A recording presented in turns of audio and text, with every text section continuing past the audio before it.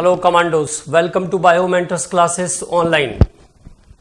और आज के लेक्चर में हम लोग बात करने वाले हैं अमाइंस के बारे में। तो हम लोग बात कर रहे थे एनिलीन के बारे में, और एनिलीन को आइसोलेट किया अनवर डॉर्बिन ने।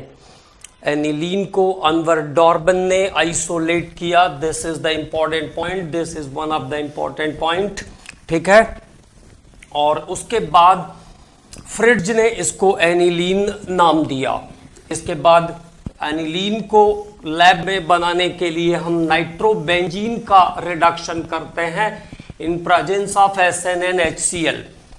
SN और HCl टिन और हाइड्रोक्लोरिक एसिड के प्रेजेंस में, टिन और हाइड्रोक्लोरिक एसिड के प्रेजेंस में एनिलीन को हम लैब में बनाते हैं, नाइट्रोबेंजीन का रिडक्शन करते हैं। जब नाइट्रोबेंजीन को रिड्यूस करते हैं, और अगर आयरन और HCl के प्रेजेंस में जाएंगे तो this is commercial method of production of aniline. उसके अलावा क्लोरोबेंजीन को रिड्यूस करके भी हम कॉमर्शियली एनिलीन का फॉर्मेशन करते हैं। तो क्लोरोबेंजीन को रिड्यूस करके भी हम एनिलीन कॉमर्शियल स्केल पर बनाते हैं। क्लोरोबेंजीन की अमोनिया से रिएक्शन करते हैं, तब भी कॉमर्शियल स्केल पर एनिलीन बन जाता है। इसके अलावा फिनॉल की अमोनिया से रिएक्शन करके एनिलीन बनाते हैं। This is called Bucherer's reaction. और क्या क्या बातें एनिलीन में इंपॉर्टेंट है, उस टॉपिक पर हमने इसके बाद बात किया। एनिलीन जो होता है वो स्टीम वॉलेटाइल है, तो स्टीम डिस्टिलेशन से प्यूरिफाई होता है, ये बात याद रखना है। This is one of the important point again. तो aniline is purified by steam distillation. Aniline को प्यूरिफाई करने के लिए स्टीम डिस्टिलेशन की टेक्निक यूज की जाती है। इसका बॉइलिंग पॉइंट 183 डिग्री सेंटीग्रेड होता है। हाई बॉइलिंग पॉइंट का रीजन है formation of intermolecular hydrogen bonding. Intermolecular hydrogen bonding करता है, इसलिए इसका बॉइलिंग पॉइंट हायर होता है। उसके बाद हमने बात किया अल्काइलेशन के बारे में। तो as it is quaternary salt का फॉर्मेशन करता है। By alkylation it gives quaternary salt. इसके बाद एसाइलेशन, तो जब एसिटल क्लोराइड से ट्रीट करते हैं एनिलीन को, तब प्रोडक्ट बनता है एसिटानिलाइड। और जब इसको हम बेंजोइल क्लोराइड से ट्रीट करते हैं तब प्रोडक्ट बनता है बेंजानिलाइड। और बेंजानिलाइड का फॉर्मेशन अंडर द शॉर्टन-बाउमैन रिएक्शन, इसको हम शॉर्टन-बाउमैन रिएक्शन भी कहते हैं, ठीक है। इसके बाद जब हमने इसको फॉस्जीन गैस से ट्रीट किया, COCl2 के साथ ट्रीट किया, तो phenyl isocyanate as a compound मिलता है, C6H5NCO एज अ कंपाउंड। और कार्बिलमाइन रिएक्शन जो कि पहले ही कर चुके हैं हम, अगर कार्बिलमाइन रिएक्शन से जाएंगे तो phenyl isocyanide as a product मिलेगा, C6H5NC एज अ प्रोडक्ट मिलेगा। और कार्बन डाइसल्फाइड HgCl2 के साथ, कार्बन डाइसल्फाइड HgCl2 के साथ जाएंगे तो हॉफमैन मस्टर्ड ऑयल रिएक्शन होगा और कंपाउंड बन जाएगा phenyl isocyanate, C6H5NCS, phenyl isothiocyanate, phenyl isothiocyanate. और अगर कार्बन डाइसल्फाइड के साथ एल्कली के प्रेजेंस में जाएंगे, इन प्रेजेंस ऑफ एल्कली, तो कंपाउंड मिल जाएगा diphenyl thiourea. Then compound is diphenyl thiourea. अब एक बार बात करते हैं reaction with aldehyde. Reaction with aldehyde, तो एल्डिहाइड के साथ कैसा रिएक्शन करता है उस पर बात करते हैं। रिएक्शन विथ एल्डिहाइड, पहले भी एल्डिहाइड वाले टॉपिक में भी मैंने ये रिएक्शन आपको एक्सप्लेन किया था। तो रिएक्शन विथ एल्डिहाइड, और अगर एनिलीन को हम बेंजल्डिहाइड के साथ ट्रीट करें तो aniline reacts with benzaldehyde, benzaldehyde aniline reacts with benzaldehyde to give benzalidene aniline.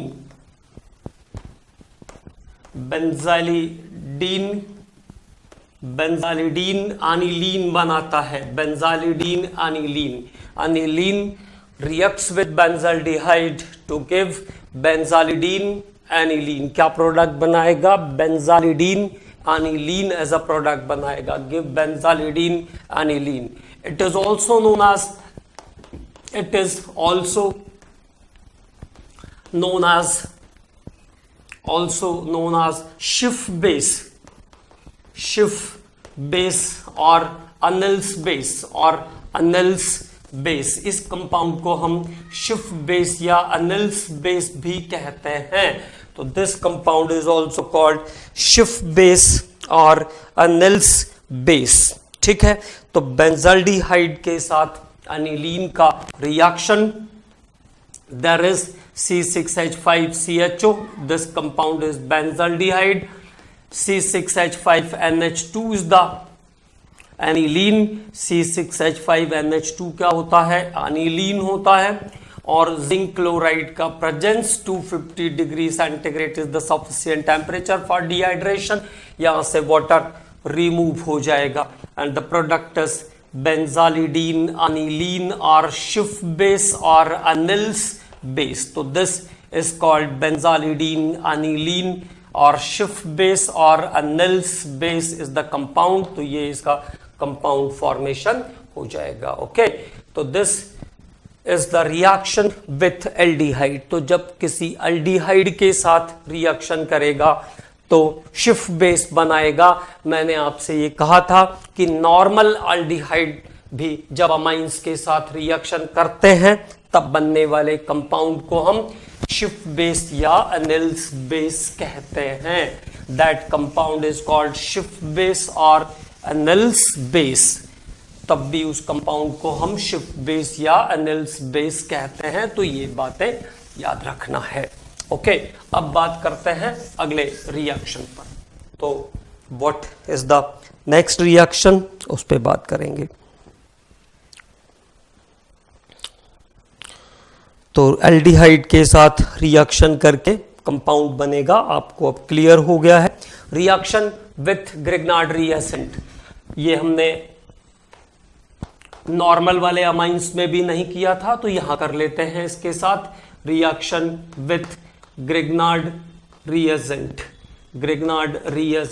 और आपको पता है कंपाउंड क्या बनने वाला है? वाटर, अल्कोहल और अमाइंस. वाटर, अल्कोहल और amines react with water, alcohol और amines react with Grignard reagent. reacts with Grignard reagent to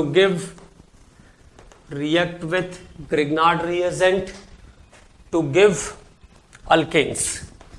क्या बनाते हैं? अल्केन्स बनाते हैं. react with Grignard reagent to give alkanes or arenes. अगर एरोमेटिक होगा, Grignard reagent का पार्ट अगर एरोमेटिक होगा तो एरीन्स बन जाएगा.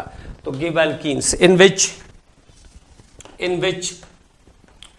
number of carbon atoms is equal to Grignard reagent. In which number of carbon atom is equal to Grignard reagent. और इसमें उतने ही कार्बन होंगे जितने Grignard reagent में रहते हैं. In which number of carbon atoms is equal to the number of carbon atom of Grignard reagent. तो this is the important point. इस पॉइंट को ध्यान रखना है. अब जब ये आप इस पॉइंट को ध्यान रखेंगे कि उतने ही कार्बन का एल्केन या एरीन बनेगी जितने कार्बन Grignard reagent के अंदर प्रेजेंट होते हैं, तो आपको सॉल्व नहीं करना पड़ेगा, आसानी से आप प्रोडक्ट पे पहुंच जाओगे. जैसे हमने कहा C6H5NH2, दिस इज एनिलीन. ये हुआ आपका एनिलीन. अब मान लीजिए मेरे पास जो ग्रिग्नार्ड रिएजेंट है वो ऐसा है CH3 MgBr is the Grignard reagent. Then what is the product now? क्या प्रोडक्ट बनेगा? Methane is the product now. Methane बनेगा उतने ही कार्बन का अल्केन बनेगा जितने कार्बन ग्रिग्नार्ड रिएजेंट के अंदर रहते हैं। तो द प्रोडक्ट इज मीथेन। और क्या बन गया साथ में? MgBr और ये NHC6H5 N phenyl magnesium bromide. अब अगर मान लीजिए ऐसा रिएक्शन है C6H5NH2 aniline plus C6H5MgBr, C6H5MgBr, then what is the product? Benzene is the product of the reaction. तो क्या बन जाएगा? C6H6 बन जाएगा।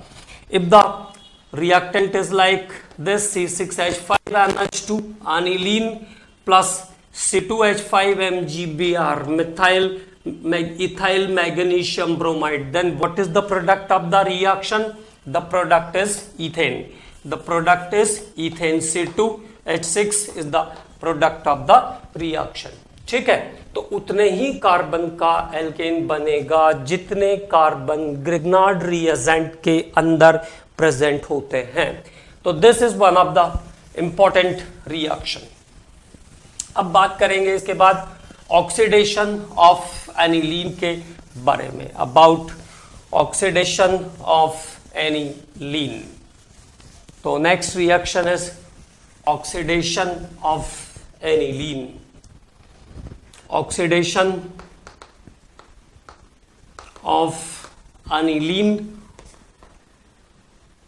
oxidation of aniline depends on oxidizing agent, depends on oxidizing agent, depends on oxidizing agent जो कि ऑक्सीकारक की प्रकृति पर निर्भर करेगा।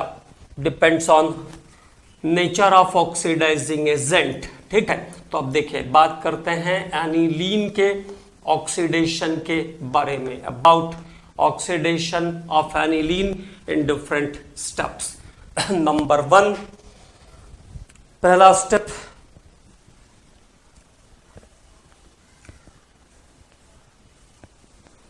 Na2Cr2O7 concentrated sulfuric acid, Na2Cr2O7 concentrated H2SO4, Na2Cr2O7 और concentrated sulfuric acid concentrated H2SO4।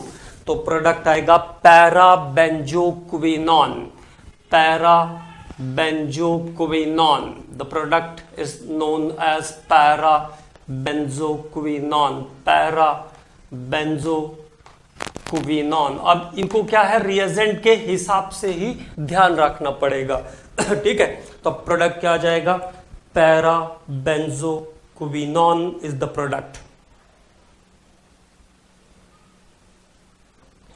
पैराबेंजोक्विनॉन is the product this time।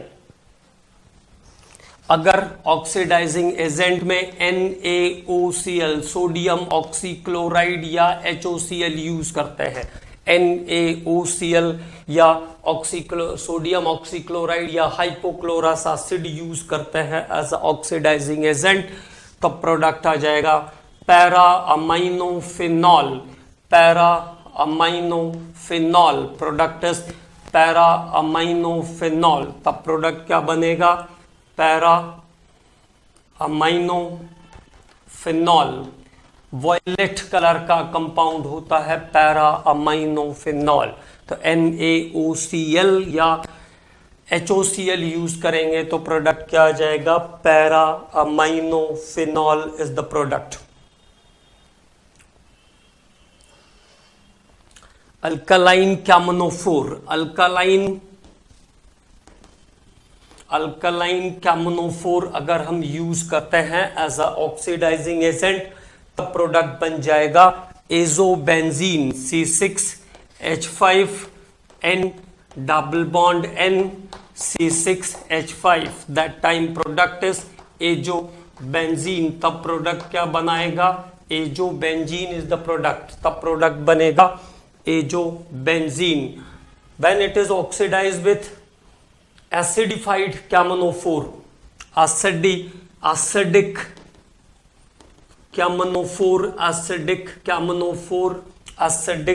कैमनोफोर और Na2Cr2O7 और Na2Cr2O7 विथ कॉपर सल्फेट, तब प्रोडक्ट बनेगा aniline black dye, aniline black die.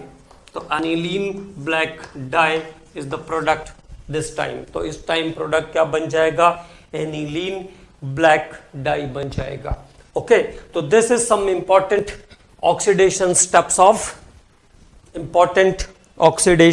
Steps of aniline. ये aniline के कुछ important oxidation steps हैं, इनको डायरेक्टली हमको ध्यान में रखना है, किस ऑक्सीडाइज एजेंट पे क्या प्रोडक्ट मिला है।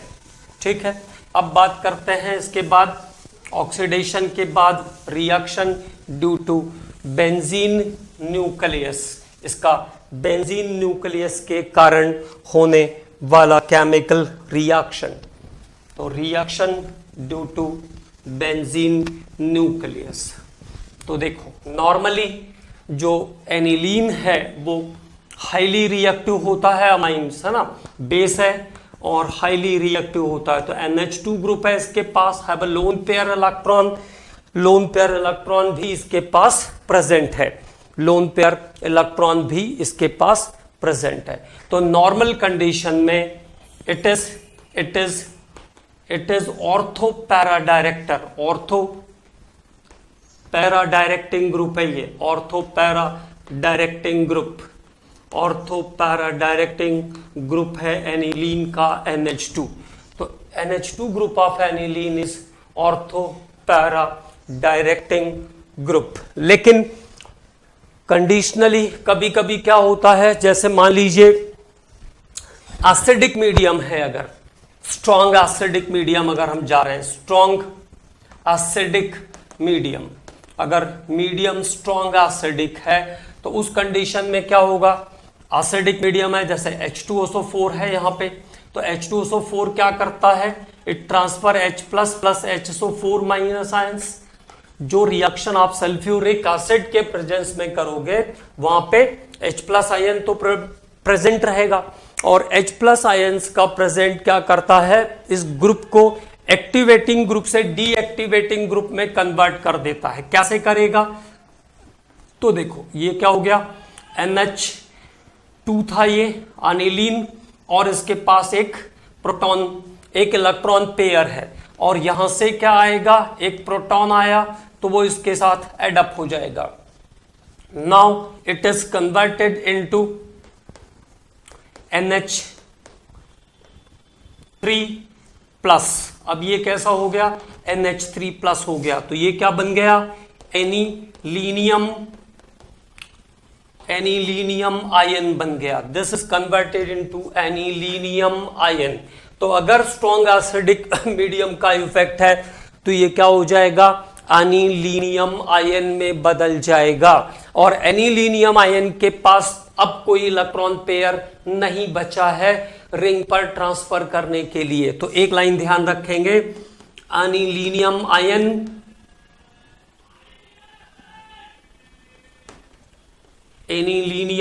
Ion is meta directing group.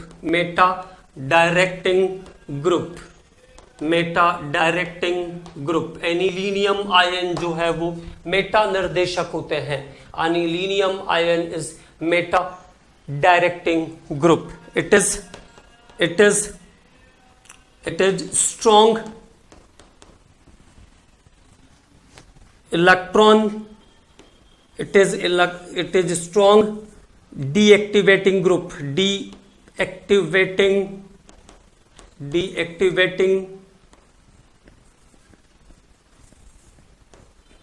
Electron deactivating group. तो एनीलीनियम आयन जो है वो इलेक्ट्रॉन डीएक्टिवेटिंग ग्रुप के जैसा काम करेगा क्योंकि उसका लोन पेयर अभी ट्रांसफर हो चुका है। तो एक कंडीशन इसमें बार बार आएगी, इसलिए मैंने आपको इसको पहले से एक्सप्लेन कर दिया है, ठीक है, ताकि ये बात आपको क्लियर रहे। तो NH2 ग्रुप जो है वो कैसा है, ऑर्थो पैरा डायरेक्टर है नॉर्मली, लेकिन एसिडिक मीडियम में या जहां पर इसके ऑक्सीडेशन होने के चांस रहेंगे, ये क्या करेगा, एनिलीनियम बना लेगा, और एनिलीनियम जो है वो डीएक्टिवेटिंग ग्रुप है। तो ऑर्थोपैरा डायरेक्टर की जगह ये as a meta director behave करने लगेगा, ठीक है।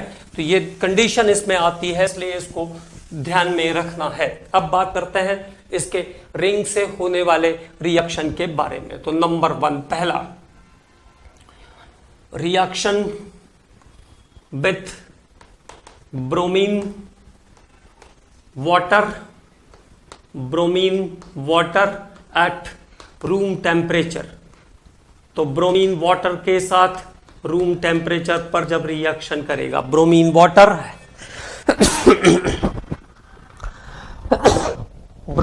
वाटर के साथ इसका रूम टेम्परेचर पर होने वाला रिएक्शन, तो यहां कोई प्रॉब्लम क्रिएट नहीं होगी। एनिलीन ब्रोमीन के साथ वाटर के प्रेजेंस में 2,4,6 ट्राइब्रोमो एनिलीन बनाएगा, 2,4,6 ट्राइब्रोमो एनिलीन बना देगा, 2,4,6 ट्राइब्रोमो एनिलीन बनाएगा। इट गिव्स 2,4,6 ट्राइब्रोमो एनिलीन और 3HBr बाहर निकल जाएगा। लेकिन अगर हम नॉन पोलर सब्सटेंस यूज करेंगे, जब नॉन पोलर सब्सटेंस होगा तब एनिलीन ग्रुप को हमें प्रोटेक्ट करना पड़ेगा, क्योंकि वो हाई रिएक्टिविटी वाला ग्रुप है, ठीक है, हाई रिएक्टिविटी वाला ग्रुप है। तो उसको इलेक्ट्रोफिलिक सब्स्टिट्यूशन के लिए रेडी करना पड़ेगा, क्योंकि इलेक्ट्रॉन पेयर जो है वो कोऑर्डिनेट करेंगे बार बार, ठीक है। तो when aniline reacts with bromine, aniline reacts with bromine in presence of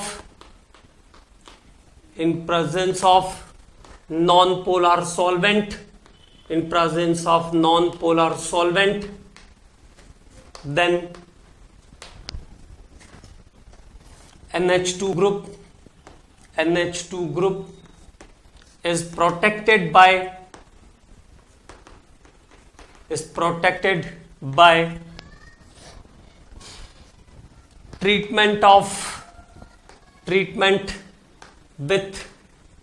treatment with acetyl chloride or acetic anhydride।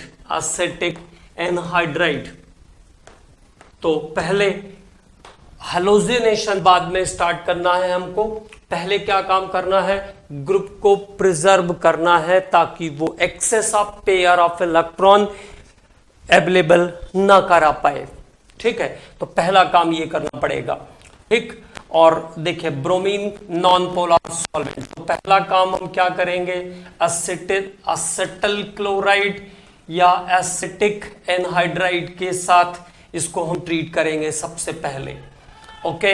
अब यहां से हमने इसको ट्रीट कर दिया, तो अब ये जो कंपाउंड बना ये कैसा हो गया, NHCOCH3।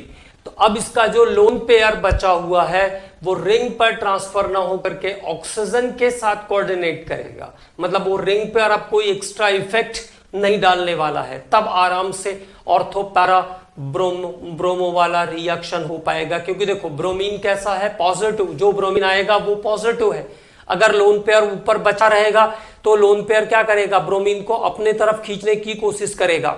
उसको प्रोटेक्ट करने के लिए हमने क्या किया, इसका एसिटाइलेशन करा दिया।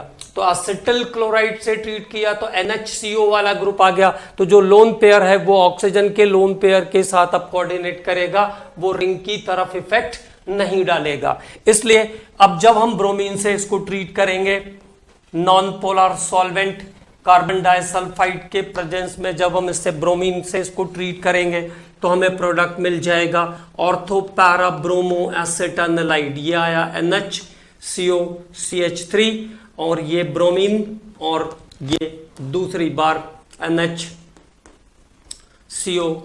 CH3 और ये bromo, ortho para bromo acetylide, ortho para bromo acetylide is the product this time. अब वाटर से ट्रीट कर देंगे, फाइनल स्टेप के लिए वाटर से ट्रीट कर देंगे। तो देखो ये CH3CO ग्रुप वाटर के साथ चला जाएगा, ये CH3CO ग्रुप वाटर के OH के साथ आ जाएगा, तो एसिटिक एसिड बन गया और एनिलीन भी यहां पर वापस आ गया आपका। तो it is followed bye halogenation in presence of non-polar solvent is followed by the protecting of the NH2 group by the treatment of acetanilide or acetyl chloride. तो now we are getting the final product, और final product हमें क्या मिल गया है? अब यहां से reaction के बाद आपको फाइनल प्रोडक्ट मिल जाएगा NH2Br और ये NH2Br एट पैरा पोजीशन, और साथ में 2 मोल्स एसिटिक एसिड के भी आपको मिल गए हैं। There is 2 moles of acetic acid is also with the main product.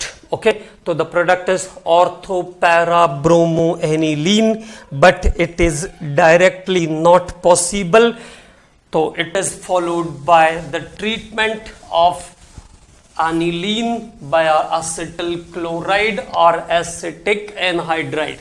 तो फाइनल प्रोडक्ट क्या मिल जाएगा? Ortho para bromo aniline as it is. अब बात करते हैं नाइट्रेशन की। तो हेलोजेनेशन के 2 स्टेप, ब्रोमीन वाटर जब हम यूज करेंगे तो प्रोडक्ट मिल जाएगा हमें 2,4,6 ट्राइब्रोमो एनिलीन, 2,4,6 ट्राइब्रोमो एनिलीन। और जब हम bromine carbon disulphide, bromine non polar solvent use करेंगे तो group is preserved by treatment of acetyl chloride और acetic anhydride, then halogenation takes place, तब फाइनली प्रोडक्ट मिलेगा हमें ortho para bromo aniline. Direct reaction करेंगे तो वो पॉसिबल नहीं होगी। अब बात करेंगे नाइट्रेशन के बारे में। तो nitration is carried out in presence of concentrated sulfuric acid। Nitration किसके प्रेजेंस में होता है? कॉन्सेंट्रेटेड सल्फ्यूरिक एसिड के प्रेजेंस में होता है। तो जो बात मैंने आपको बताया था, अब उसका इंपॉर्टेंस देखिए यहां पे आएगा आपके लिए। तो नाइट्रेशन अगर नॉर्मल कंडीशन पे हम कर रहे हैं, कोई चेंज नहीं करना चाहते, तो is carried out in presence of concentrated H2SO4, concentrated H2SO4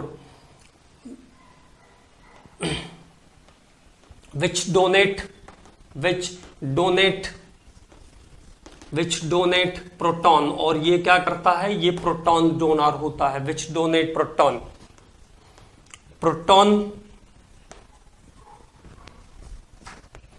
combines with aniline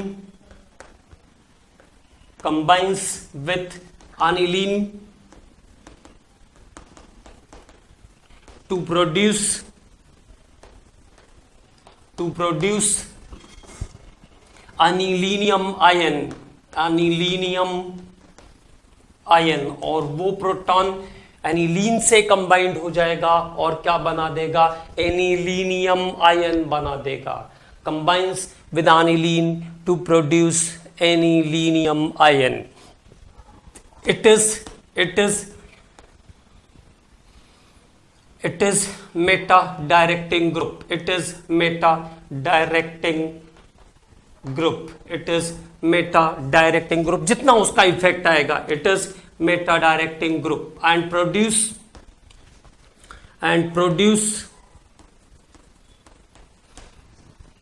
3 different products produce करेगा। It produce 3 products, that is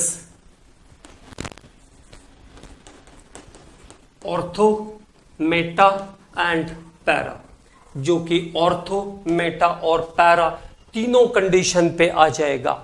ठीक है, तो ऑर्थो अगर आप डायरेक्ट नाइट्रेशन कर रहे हैं एनिलीन का, तो सल्फ्यूरिक एसिड क्योंकि प्रोटॉन डोनर है तो प्रोटॉन डोनेट करके एनिलीन को एनिलीनियम आयन में कन्वर्ट कर देगा, और एनिलीनियम आयन जो है इलेक्ट्रॉन डीएक्टिवेटिंग ग्रुप है, इलेक्ट्रॉन डीएक्टिवेटिंग ग्रुप है, इसलिए वो मेजॉरिटी ऑफ पोजीशन पर मेटा डायरेक्टर जैसा भी काम करेगा।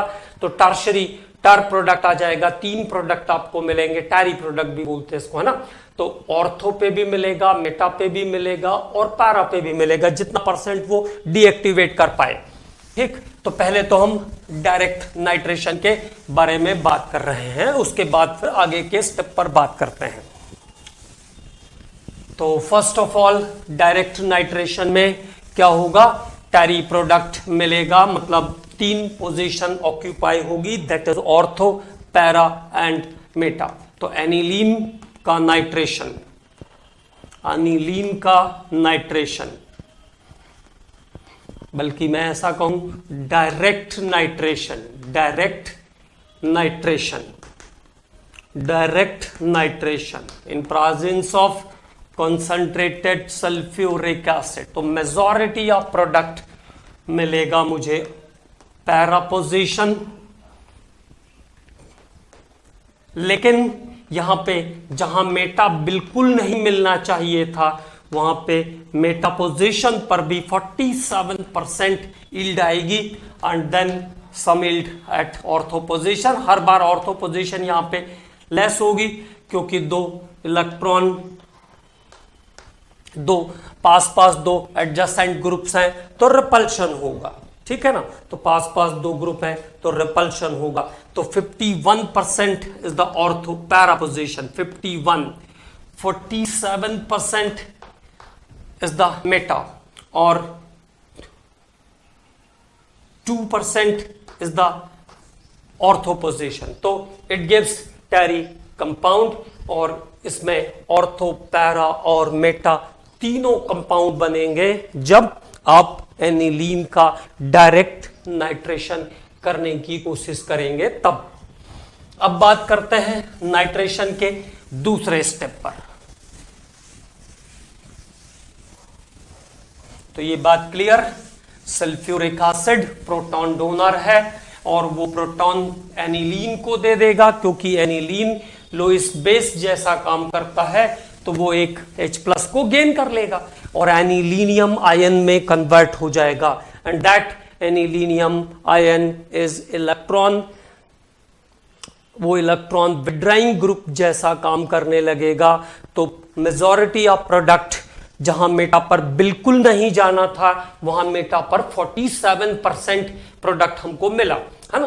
तो ये एक मेटा डायरेक्टिंग ग्रुप के जैसा बिहेव करने लगता है। ओके, अब बात करते हैं नाइट्रेशन के बारे में आगे। तो क्या ध्यान रखेंगे, कॉमन नाइट्रेशन अगर करना है ऑर्थो पैरा पोजीशन वाला, तब क्या ध्यान रखना पड़ेगा, direct nitration of aniline, direct nitration of aniline is not possible, direct nitration of aniline is not possible. अब आपको पता है कि क्यों पॉसिबल नहीं है, क्योंकि सल्फ्यूरिक एसिड का प्रेजेंस रहता है नाइट्रेशन में हमेशा, और अगर सल्फ्यूरिक एसिड है तो वो एनिलीनियम आयन निश्चित रूप से बनाएगा, इसलिए हम डायरेक्ट नाइट्रेशन नहीं कर सकते हैं। क्लियर, तो direct nitration of aniline is not possible. Before nitration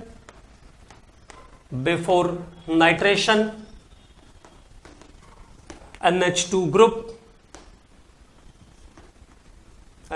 group is preserved by or protected by, NH2 group is protected by, NH2 group is protected by treatment with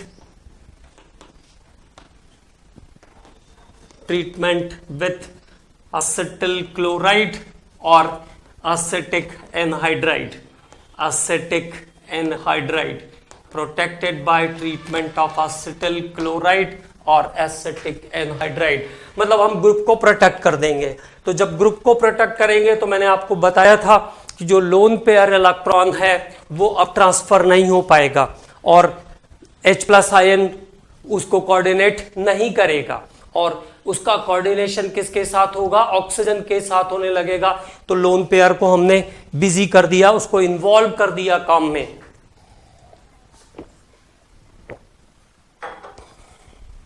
तो that time lone pair is involve with coordination with oxygen, ठीक है। और उसके बाद फिर हम easily इसका nitration कर सकते हैं। तो क्या ध्यान रखना है, डायरेक्ट नाइट्रेशन ऑफ, ऐसा डायरेक्टली क्वेश्चन भी आता है, direct why direct nitration of aniline is not possible. तो डायरेक्ट नाइट्रेशन हम नहीं कर सकते हैं क्योंकि अगर डायरेक्ट नाइट्रेशन करेंगे तो सल्फ्यूरिक एसिड से मिलने वाला प्रोटॉन एनिलीन को एनिलीनियम आयन में कन्वर्ट कर देगा, क्योंकि एनिलीन बेस जैसा काम करता है वो प्रोटॉन गेन कर लेगा और it is converted into anilinium ion and the anilinium ion is a meta directing group। anilinium कैसा है, meta directing group है, तो ऑर्थो पैरा पोजीशन पर नहीं जाएगा, जबकि नेचुरली इसको ऑर्थो पैरा पोजीशन पर जाना चाहिए, ठीक है। तो नाउ व्हाट हैपेंस हियर, तो एनिलीन को पहले हम क्या करेंगे, ट्रीट कर देंगे एसिटल क्लोराइड या एसिटिक एनहाइड्राइड के साथ, और यहां से देखिए हमने HCl निकाल लिया। Now it is not aniline, अब ये बन गया है एसिटानिलाइड NHCOCH3। अब इसका नाइट्रेशन आप फ्रीली कर सकते हो, तो नाइट्रिक एसिड के साथ ट्रीट करेंगे in presence of concentrated sulphuric acid. This time the protons are not active with aniline, okay। तो now the product is orthopara nitroaniline। क्या प्रोडक्ट बन गया, orthopara nitro acetanilide NHCOCH3 NO2 position पर ortho position पर NO2 group and the majority of product is here also para. Majority of product यहां पे क्या आएगा, पैरा आएगा, NO2 पैरा, ओके। तो ऑर्थो पैरा नाइट्रो एसिटानिलाइड और ऑर्थो पैरा नाइट्रो एसिटानिलाइड के बनने के बाद फिर उसको हम नाइट्रिक एसिड वाटर से ट्रीट करके आगे कैरी कर लेंगे। तो ये आ गया OH और ये OH और ये आपका जो प्रोडक्ट आ रहा है वो कैसा होगा, ऑर्थो नाइट्रो एनिलीन और para nitro aniline. Ortho para nitro aniline with 2 molecules of acetic acid. तो देयर इज द नाइट्रेशन, ये है एनिलीन का नाइट्रेशन। तो नाइट्रेशन के बारे में आपको बहुत अच्छे से ध्यान रखना है।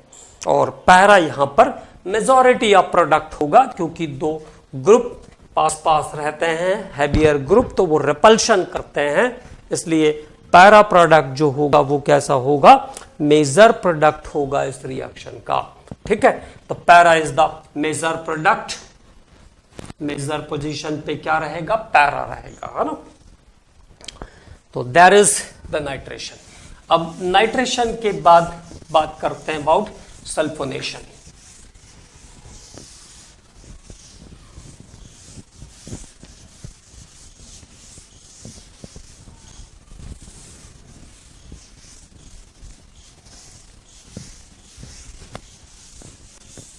नाइट्रेशन के बाद हम बात करेंगे अगले रिएक्शन पर, दैट इज सल्फोनेशन। सल्फोनेशन मतलब सीधे सीधे सल्फ्यूरिक एसिड के साथ रिएक्शन। तो reaction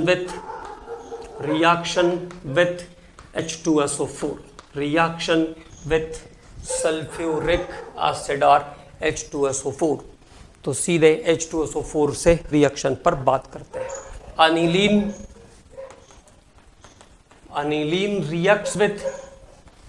reacts with sulfuric acid, react with sulfuric acid to give ortho-para amino benzene sulfonic acid, benzene sulfonic acid, ortho-para amino benzene sulfonic acid। क्या बनेगा product? ortho-para amino benzene sulfonic acid, ortho-para amino benzene sulfonic acid is the product of the reaction। Okay, तो क्या बन जाएगा? ortho-para amino benzene sulfonic acid, also called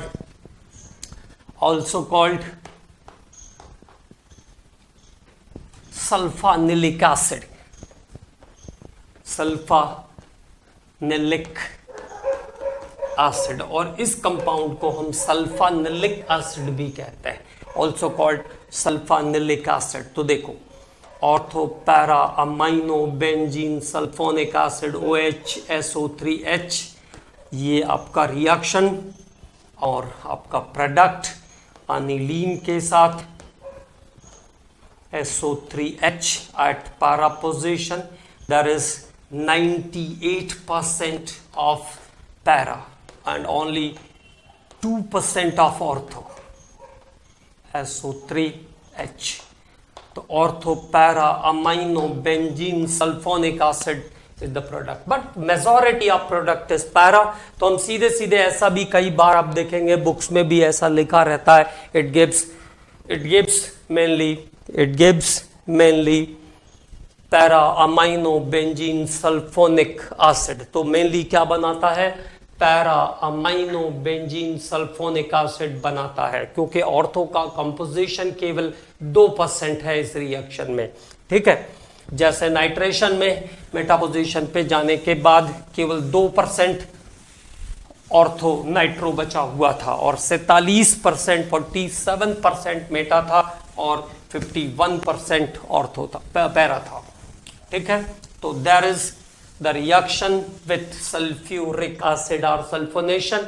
एक important point है इसमें, ortho देखिए यहाँ पे एक इंपॉर्टेंट पॉइंट आ रहा है, सेम ग्रुप के अंदर, सेम कंपाउंड के अंदर SO3H आया और NH2 ग्रुप भी है यहाँ। तो this NH2 group is act as a base. तो ये जो ग्रुप है ये कैसा है? बेस के जैसा एक्ट करता है। और ये ग्रुप कैसा एक्ट करेगा?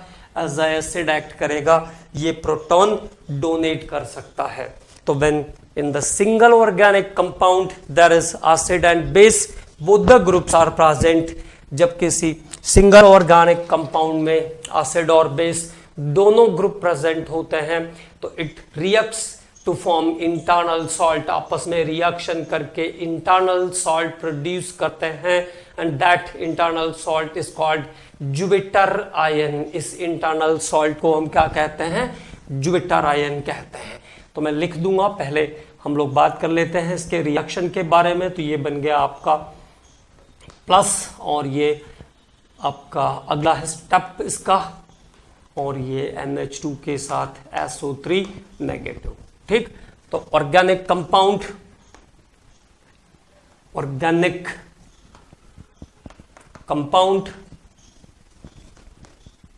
in which both acid and base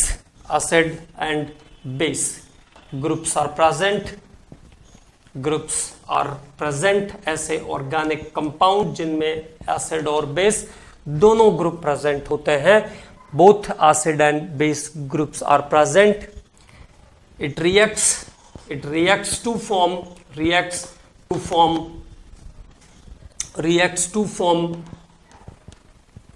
internal salt। वो आपस में रिएक्ट करके इंटरनल सॉल्ट बनाते हैं, आंतरिक लवण बनाते हैं। इस कॉल्ड ज्यूबिटर आयन, इसको हम कहते हैं ज्यूबिटर आयन। ज्यूबिटर आयन बहुत इंपॉर्टेंट पॉइंट है। जब हम लोग अमाइनो एसिड पढ़ेंगे तो वहां पर भी ज्वेटर आयन आएगा, और ज्वेटर आयन के बारे में हमको ध्यान भी रखना है, इसके मूवमेंट के बारे में भी हम लोग बात करेंगे। तो देखो एक कंपाउंड और लेता हूं मैं आपके लिए, NH2CH2COH, this is glycine. Glycine is the amino acid. A compound in which NH2 and COH group is present is called amino acid. इस बार एक क्वेश्चन आया था अमाइनो एसिड पर, ठीक है। क्वेश्चन ये था कि कौन सा अमाइनो एसिड जो है वो बेसिक नेचर का होगा, तो जिसमें NH2 ग्रुप की अधिकता होगी, मोर NH2 ग्रुप इज देयर, जिसमें मोर NH2 ग्रुप होगा वो कंपाउंड कैसा होगा, बेसिक नेचर का हुआ। तो देखो यहां पे H प्लस को ये ट्रांसफर करेगा इसको, and now it is NH3 plus और ये CH2COO माइनस। ओके, तो this there is again zwitter ion formation, तो यहां भी ज्वेटर आयंस का फॉर्मेशन हो जाएगा। ओके, तो now the organic compound in which both acid and base groups are present, ऐसे organic compound जिनमें acid और base दोनों ग्रुप प्रेजेंट होते हैं, वो आपस में रिएक्ट करके इंटरनल सॉल्ट प्रोड्यूस करते हैं, and that internal salt is called zwitter ion, और इस आंतरिक लवण को, इस इंटरनल सॉल्ट को हम ज्वेटर आयन कहते हैं। In the next lecture we are going to discuss some more properties related with the diazotisation and property of diazonium salt, जो कि हम पहले भी पढ़ चुके हैं, बट रिवाइज वंस मोर। तो अब डायजोनियम सॉल्ट की प्रॉपर्टी के बारे में बात करेंगे। देन इसमें और क्या क्या बचा है भी, alkyl cyanide, alkyl isocyanide and nitrobenzene के बारे में भी हम लोग थोड़ी बात जरूर करेंगे। ओके।